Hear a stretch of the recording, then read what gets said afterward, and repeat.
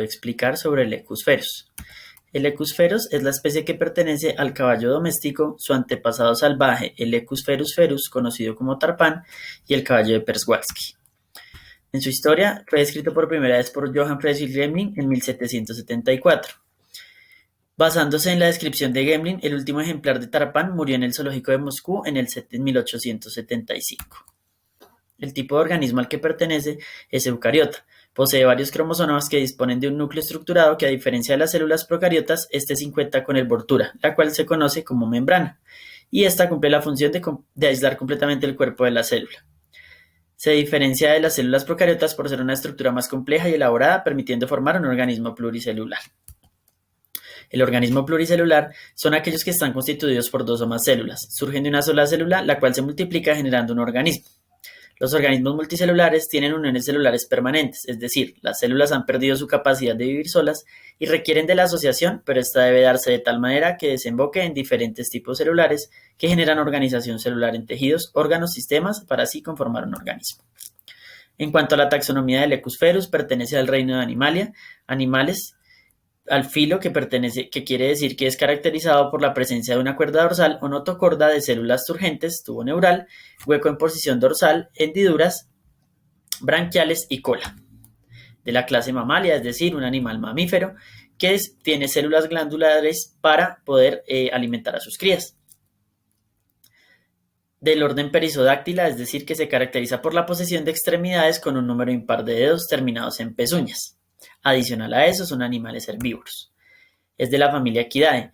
Es una familia de mamíferos placentarios que contiene solo un género viviente, el Equus. Se caracteriza por la presencia de dientes de corona alta, aptos para pastar hierba, la presencia de un único dedo en cada pata y un estilo de vida más o menos social, en el que una manada con un número variable de crías y hembras se pone a la orden de un macho adulto semental que es el único autorizado a reproducirse. Género Equus es el único género superviviente de una familia de antaño muy próspera y diversa. Incluye a caballos, asnos y cebras. Los caballos y los asnos ya han sido domesticados por el hombre. Sin embargo, las cebras aún mantienen su estado salvaje.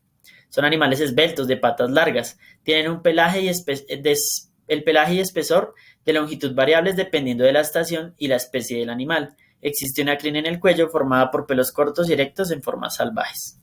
Es de la especie, finalmente, Eferus. En cuanto a la reproducción, es un animal que se reproduce de manera sexual, lo que quiere decir que requiere de dos individuos combinando la mitad de sus códigos genéticos respectivos. De esta manera se logra una fusión única de células que produce un nuevo individuo, de material genético propio y singular. Este método requiere de la producción de células especializadas o células reproductivas, llamadas gametos. A diferencia del resto de las células, poseen la mitad de la carga genética del individuo y la misión única de dichas células es combinarse con otra del sexo opuesto para generar el individuo nuevo.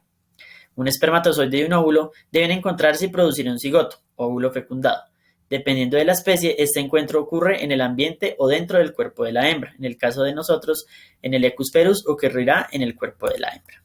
En los usos de la industria alimentaria, durante el periodo paleolítico el caballo fue un recurso que contó con la especie humana para alimentarse y proveer de cueros para abrigarse. Fue considerado el último animal domesticado hace alrededor de 5.000 años y siguió siendo animal de consumo en pueblos antiguos.